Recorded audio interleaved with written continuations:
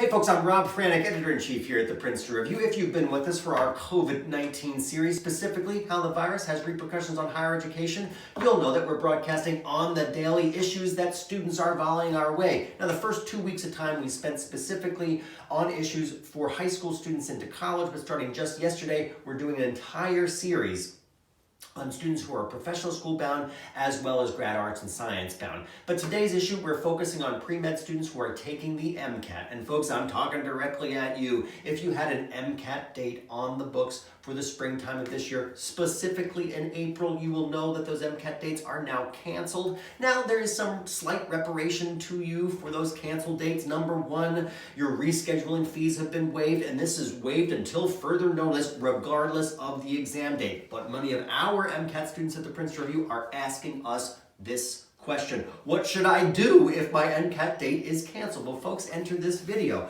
We're going to talk about a couple of things. Number one, if you scheduled that date for March or April, obviously you have to reschedule. Now, if you already have a date on the books or you want to reschedule for the May dates to take the MCAT, we are suggesting that you think about this differently. We're suggesting that you reschedule those dates, not for May, but for June, at least June. Now, just to give you our general knowledge and general guidance at the Princeton Review, before COVID-19, we would have advised that you would have taken the MCAT for or probably at least a bit before the middle of May. But as times have changed, we have also adjusted our discussion and our strategy with students. Now, I'm going to look to my dear colleague. Her name is Dr. Anita Pascal. Now, Anita Pascal is responsible for our medical and healthcare and mission counseling services at the Princeton Review. Now, Dr. Pascal has reached out to two groups I think are going to be important for this part of the discussion. Number one, the American Medical College Application Service. That's, of course, the acronym. That's, of course, MCAS, the acronym. And then, of course, medical colleges directly, the admission teams there. And she's been hearing that same message from them. Now, although we don't know if those MCAT dates that are now slated for May are going to hold, we have no crystal ball, but we can look forward to some of the likelihood of things that we are all experiencing. We are likely going to be sheltering in place as a nation until at least April 30th. Now that bumpers up against the earliest dates for those May MCAT exams. Folks, the likelihood that all of them, or at least some of them, are going to be canceled are significant. So what we're suggesting, specifically, if you have those dates on your calendar for the May 9th, 15th or 16th date, to move those to June. And just to give some perspective, the latter dates in May to take the MCAT are right now slated for the 21st and the 29th. Folks, those are so close to the early June dates that we're suggesting that students switch to for the MCAT. Folks, we recommend, again, do not chance it. Once you get your date, then focus on that date, obviously, and own it. But we're suggesting the following testing dates for the MCAT: June 5th, June 19th, or June 20th. Now, once that happens, and once you actually have completed that test, our suggestion from a strategic point of view is to wait 48 hours and then schedule your retest. And that retest date should be 2 to 3 weeks after you get your scores back from that initial test. Now, in the meantime, we want you to take at least a week or a week and some days off. Folks, you need to relax, pat yourselves on the back. You've done Herculean work here. But after that week or so is up, then focus directly back on your practice problems and your practice tests. Folks, we've been longtime test prep teachers, MCAT and otherwise at the Princeton Review. If you're going to retest, it's crucial that number one, you stay in the groove, and two, you stay sharp. Now, you might get back your now, as we're suggesting, June MCAT scores and be ridiculously thrilled. Folks, there's no pox on your house to cancel that next retest date. But if you're not pleased with those scores, or you simply want to retest again to see how you'll do, you'll already stay sharp for that next retest date. Now, again, to think about strategy when talking about MCAT and its future dates, let's approach this from two different questions. And these are questions that we've heard, again, as we had said, directly from students. What if I don't have my MCAT scores by the MCAS 2021 opening day submission? And that opening day submission, as you guys know, but let's make it clear, is May 28th. The second question is, what if I need to retest for the MCAT in June or July? Folks, if those questions are yours, please know you're not alone. We are hearing lots of those questions from students, but our advice and our counsel is still the same. You should always submit your primary application at or very close to that opening submission date as possible. And here's the thing, and this is from a strategic point, and we talk about this in our own admission counseling courses at work at the Princeton Review.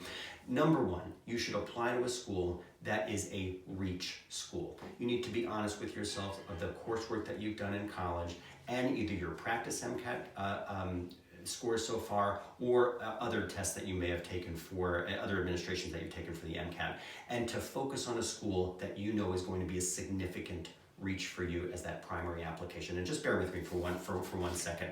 We suggest this for a specific reason. When an applicant applies for that opening date as close to that May date as possible, MCAS must verify your application, which means it must verify everything that you keyed in to that primary application, as well as all of your transcripts for accuracy. And what that means is that while that is being done, none of the information that MCAS is reviewing and reviewing for you is going to be shared. It's not going to be seen, it's not going to be viewed, and it's certainly not going to be accessed by any of the medical programs that you're actually applying to. So now it's important to understand that this review process, this verification process from MCAS takes 4 to 6 weeks. And it's likely going to be at the very far end of that range of students that are applying at the beginning part of the cycle. So folks, we have to reconcile, and I know this is difficult for us to do because everybody has so much anxiety, particularly around these COVID times, but we need to allow this process to happen, right? It is a needed and a necessary part of the process.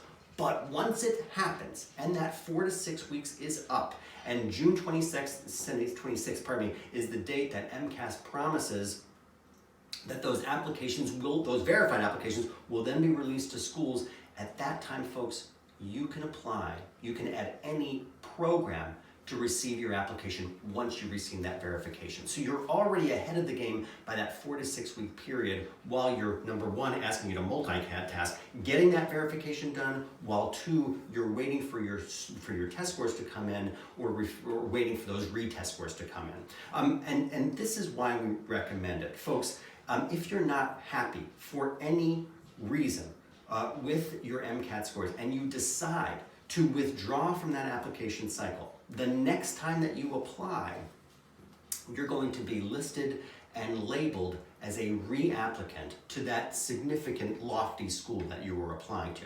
And folks, that shouldn't really matter because you weren't expecting to get in. So the strategy certainly works for you because you weren't expecting to get into that school. But number two, if you were applying to any other school as your primary application and you decided to withdraw after you receive verification, then you too, the next time you apply, in whatever cycle you apply, you're also going to be considered at that time a re-applicant. And you guys know this, but let's just say it out loud. Re-applicants are held to a different standard, and it is a higher standard. So folks, you don't lose any, you don't have any risk when thinking about that loftier school because you didn't intend to go there or be admitted.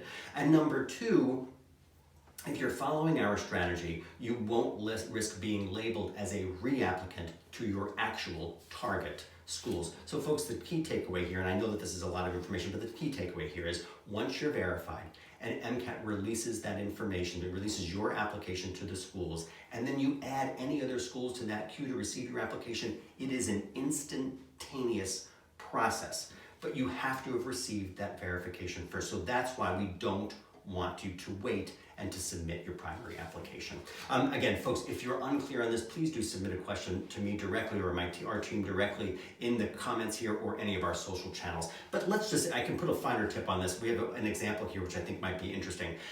If you test, as we're suggesting, let's use the June 5th date as an example, and you receive back your MCAT scores by July 7th, and you're happy with those scores, then at that time, folks, you can add any school to then get your application. Any school. So this is important, whether you decided that, whether a school was reviewing your application in June or you had to wait until July 7th, folks, that timing is so insignificant, particularly valuable to you in these COVID times, right? Schools, MCAS, and certainly you as students and your advisors know that in this particular year with cancellations, there's likely going to be extensions and additional delays, and that you should not be put at a disadvantage because of them. Now, as we said before, MCAS will release all of those verified applications by the end of June, but that doesn't give you a lot of time to relax, because at that time, you know, it is secondary time. That's secondary application time.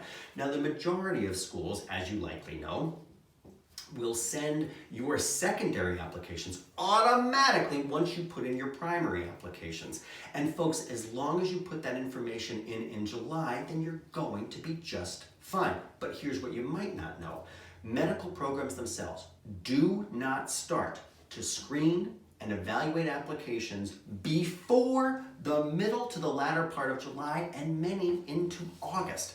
So this is all to say that if in July you have to add schools to that list once you're verified, after you receive back your June scores, and then to also submit your secondary applications, folks, this is all viable. You can totally do this and have each of those applications submitted before the first admission team from the medical programs that you're applying to will ever crack open your application to start to review it. So folks, even if you move your test date to June, there should be no repercussion. And I'm going to say it, and it's gonna seem like heresy, even if you have to retest in July or August. Folks, please remember that these are different COVID times, not only for you as students, but also for schools themselves. And folks, this is all of the things that we're discussing right now is all with the assumption that MCAS will not change a thing, that they will not be flexible in their schedule, they will not add additional dates, they will not add later dates.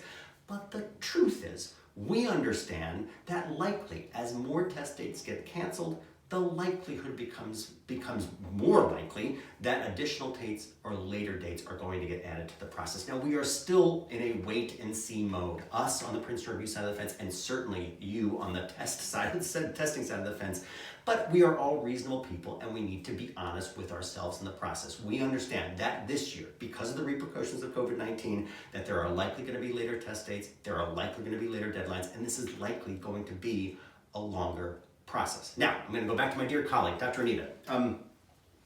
She's asking, what about schools? What do they think? I suspect those questions are on your mind as well. Now, Dr. Pascal, Anita had asked several schools questions, and I'm just going to read a longer quote from Dr. Pascal because I think it's quite revealing. Medical schools realize that students will likely be testing later this cycle, maybe taking their first test in June and then retesting in July, August, and possibly beyond.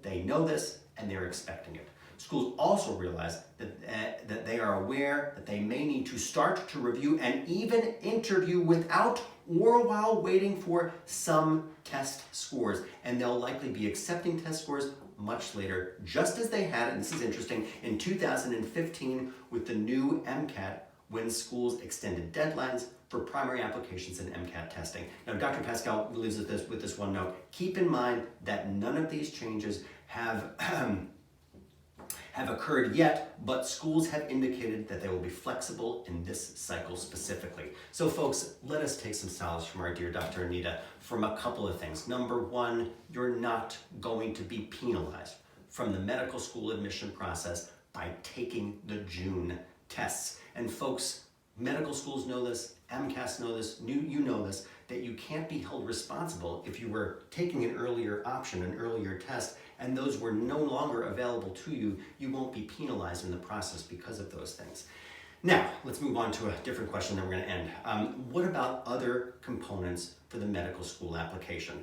What do medical schools, specifically, what do medical schools feel about changes due to COVID-19? Folks, if this question is on your mind, and I suspect it is, then please tune in tomorrow, because that's the exact segment that we're shooting right back here, specifically this subject. How changes to coursework and experiences are likely to affect your medical school admission chances. Folks, again, I'm Rob Franek. I'm Editor-in-Chief here at the Princeton Review. If you haven't subscribed to our channel here on YouTube, again, we are broadcasting on the daily, not only college issues, not only grad and arts and science issues, but also the full professional school gamut. Please do subscribe here as well. We have a free tool that you might not know about, which I think you should, and it's a medical school admission tool. It's specifically designed for pre-med students to track and then acquire all of the important experiences that applications need, from research to clinical work, to service work as well, and much, much more. You can find a link to that tool directly in our item description here on this YouTube segment. You can also find it on our Princeton Review channels,